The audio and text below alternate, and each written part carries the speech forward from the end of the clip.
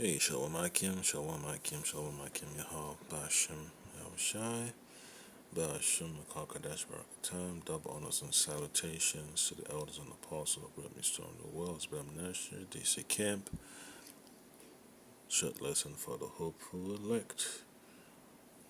Tough times, tough times, tough times, tough times for the people. Yeah, tough times for the people, man. Yeah, because, ever since, you've had this budgetary cuts.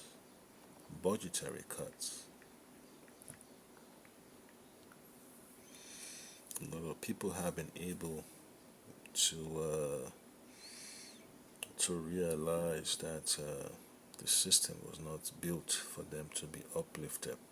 To be uplifted, you know, the the wheels are falling off the cart. So yeah, the system is broken. The system is no longer doing what people expect it to do, and that's pain. That's painful, man. You know, it's painful. Yeah, it's painful, man. Because when you read the book of Ecclesiastes, man, you hear the keyword vexation.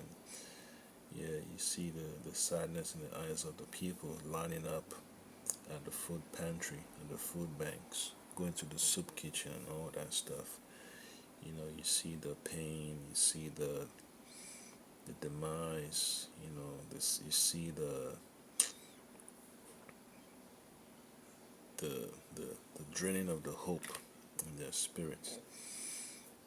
So Ecclesiastes 1 and 14, I have seen all the works that are done under the sun, and behold, all is vanity and vexation of spirit. So no matter how much people think the system was built to look after them, it doesn't benefit the people, man. It just make them angry, depressed, and frustrated. Arizona families are losing food assistance at a rate unlike anything seen anywhere else in the country. The numbers are stark and they demand explanation. I'm ABC 15 data analyst Garrett Archer. Let's go inside the numbers. So start with the baseline. From October 2023 through August 2025, the number of Arizonans on SNAP, the Federal Food Assistance Program, ranged between 954,000 and 897,000 recipients. Then, in 6 months, the program shed more than 400,000 recipients. Today, Arizona has approximately 485,000 people on SNAP, and that's a drop of nearly half. Now, put that in a national context, and the picture becomes extraordinary. Since July 2024, SNAP enrollment changes across every other state ranged from a 5% increase to a 16% decline. There are two outliers here: Georgia, where SNAP increased 21%, and Arizona, where it dropped 49%. No other state comes close. In fact, SNAP recipients only rose in 3 states: Georgia, Hawaii, and North Dakota. The average across all states is a drop of 7%, and the 2 states closest to Arizona's drop are Tennessee and Nevada. But in both cases, the decline is less than half. And the data shows kids are impacted slightly more than adults. Since January of last year, the number of adults on SNAP has fallen 46%.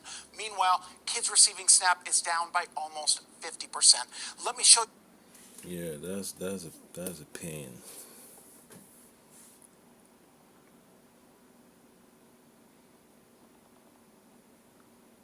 That's a pain. There's a pain that a lot of people have to remember. Yeah, so Isaiah 51 and 14, the captive exile hasteneth, that he may be loosed, and that he should not die in the pit, nor that his bread should fail. All right. So our people, man, they just don't want to give up. But when you have all these episodes of bad circumstances happening onto them, They just wonder, why is the Lord allowing it to happen? But it's just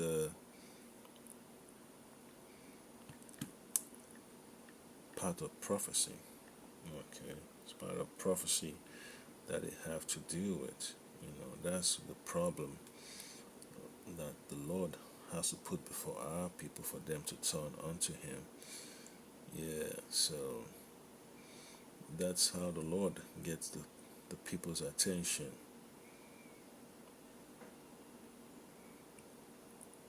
Yeah.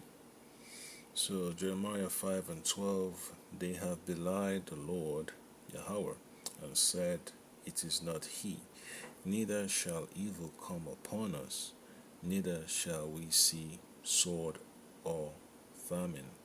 Right? Neither shall we see sword nor famine. Yeah, so our people have to understand as the Lord is allowing these things to happen, and they have to deal with it, man. They have to turn to the Lord. That's just how the situation, you know, of that deliverance can be manifested. They have to trust in the Lord. So it's necessary, man, that our people turn back,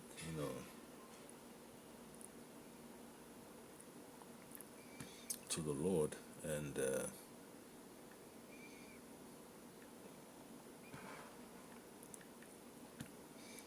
be comforted. Zechariah chapter 9 and 12. Turn you to the stronghold, ye prisoners of hope. Even today do I declare that I will render double unto thee. Okay, so that's just how it is, man. You have to accept how the Lord is going to deliver our people, man, because we're looking at the stats of our people in Babylon. It's miserable. When you take a class in statistics, when you pull the data from the government database and then you begin to do your analysis, you form your hypothesis, you're basically trying to answer certain questions. You want to see exactly what type of policies need to be created to better use the tax dollars. So that's exactly what you do. You have to look at the numbers, look at the demographics and all that stuff. And then from there, you start making arrangements, of how you're going to present that data to the officials that are going to see how they can craft legislation to get things done.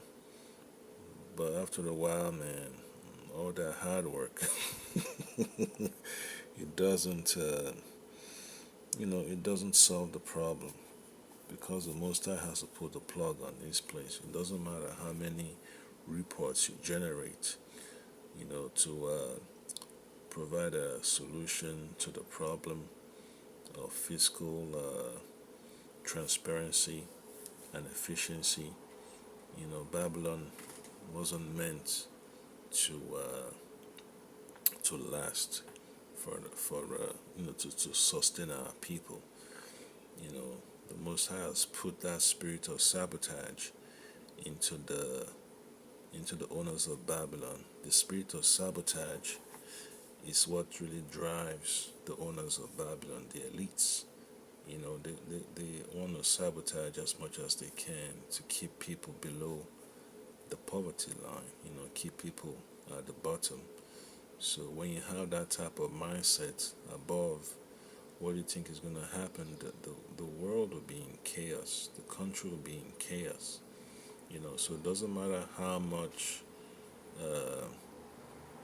productivity you generate on the plantation, the owners are going to keep on sabotaging it, directly and indirectly. So that's what you're going to see in these news reports.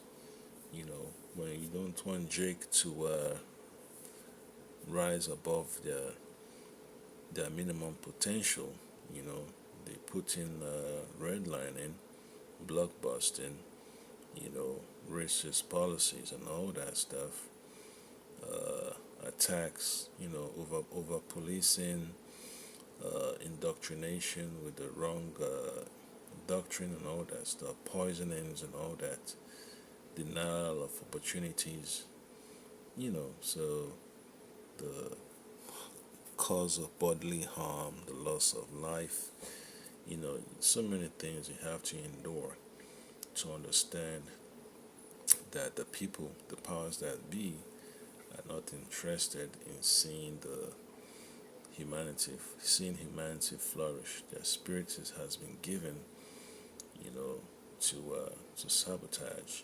That's why you read from the book of Job 9:24. It tells you that the earth was given into the hands of the wicked. All right, Job 9:24.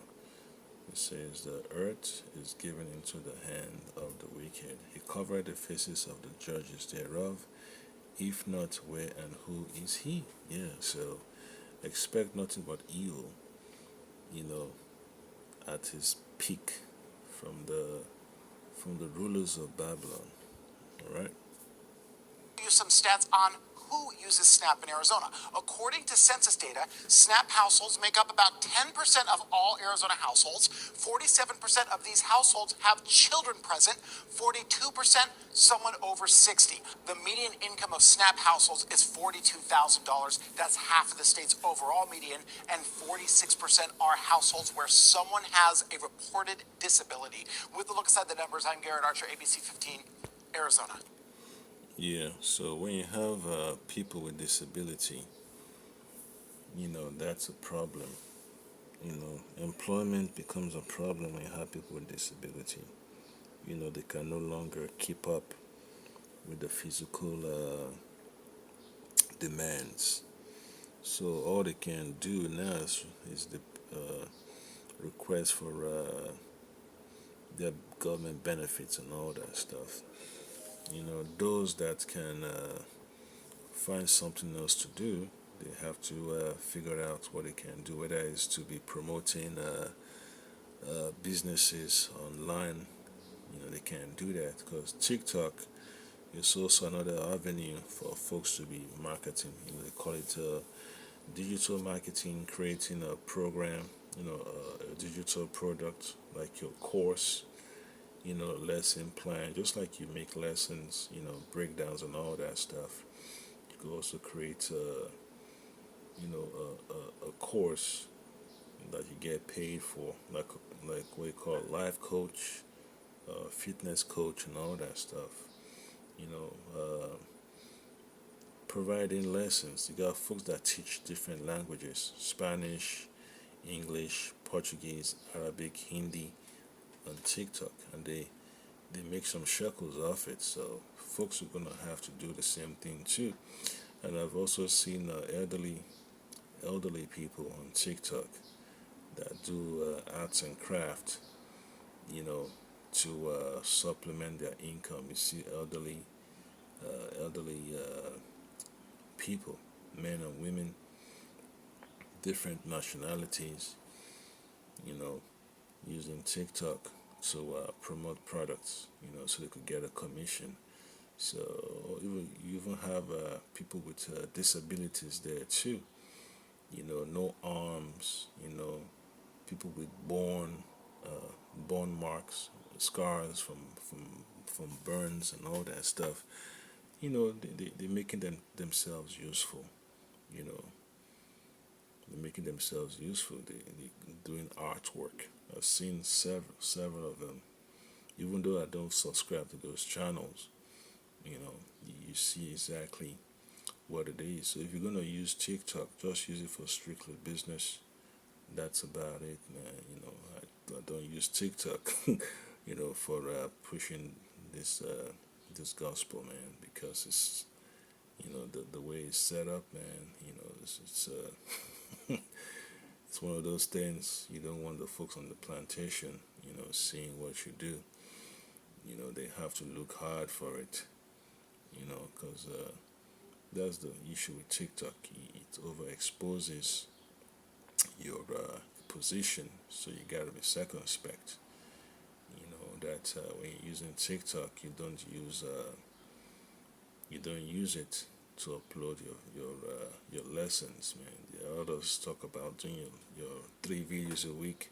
Yeah, I don't use TikTok to upload any video concerning scriptures or prophecies and MOTB. I just use it for my other hobbies, skills that I use to get paid from time to time. So that's the bottom line, man.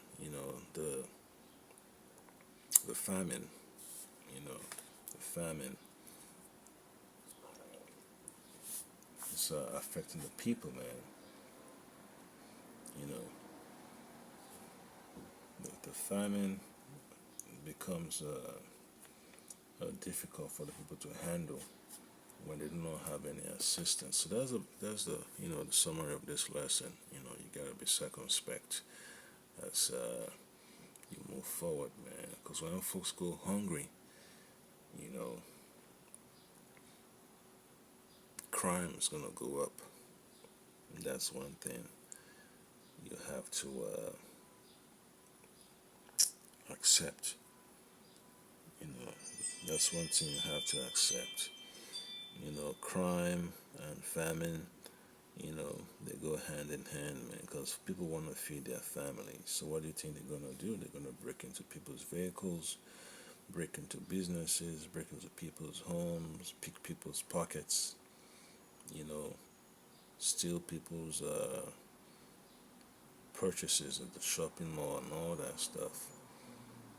Steal people's tires, you know, your purses, you name it, man. Hair care products, they could see CVS pharmacy. You could see the looting and stealing and all that stuff. Yeah, so just be just be circumspect, Shawan.